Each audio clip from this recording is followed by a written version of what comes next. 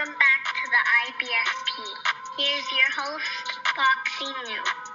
David Benavidez dominates Alexander Gvozdyk. Look, let's break it down real quick. And look, let me break it down. The fight with David Benavidez, his first fight at 175 pounds was an interesting one. He goes to a decision against Alexander Gvozdyk. And look, David Benavidez, from the onset of the fight, he looked dominant in the fight. The body shots was on point. His defense was much improved. Although he's still hittable, his defense has improved. His power shots were landing at about a 50% clip, which is very impressive.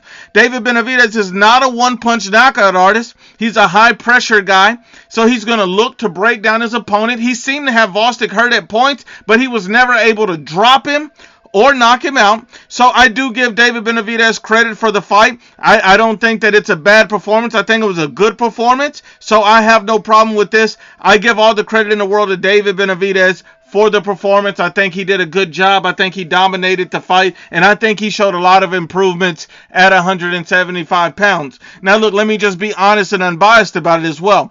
David Benavidez is food for Canelo Alvarez. He's food for Canelo. David Benavidez is food for Dimitri Bivol. David Benavidez is food for Artur Beterbiev. David Benavidez is effectively trapped. That's what he is, because he's not beating Canelo, he's not beating Bivol, and he's not beating Beterbiev. Let's just be honest and unbiased. David Benavidez will now have to choose where he's going to petition the WBC to activate his mandatory. Is he going to do it at 168 against Canelo and try to get that belt?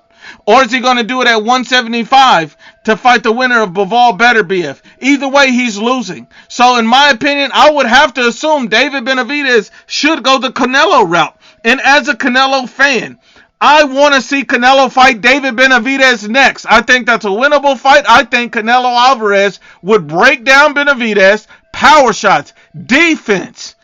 I mean, Canelo Alvarez is a highly skilled, underrated fighter in boxing today. People don't give him the respect he deserves. And I think Canelo Alvarez breaks down and beats Benavidez. And I think if Benavidez stays at 75 and fights those guys Beterbiev, Bivol, he gets beat up too. So no matter where he goes, 68, 75, David Benavidez's end is coming very soon. Although he's a good fighter, he's a talented fighter, taking nothing from David. He's an excellent fighter. He's just not a great fighter. You have to understand, Bivol, Beterbiev, those guys are great fighters at 75. Canelo Alvarez is a great fighter at 68. David Benavidez is a good fighter at 75. He's a good fighter at 68. He's just not a great fighter in either weight class.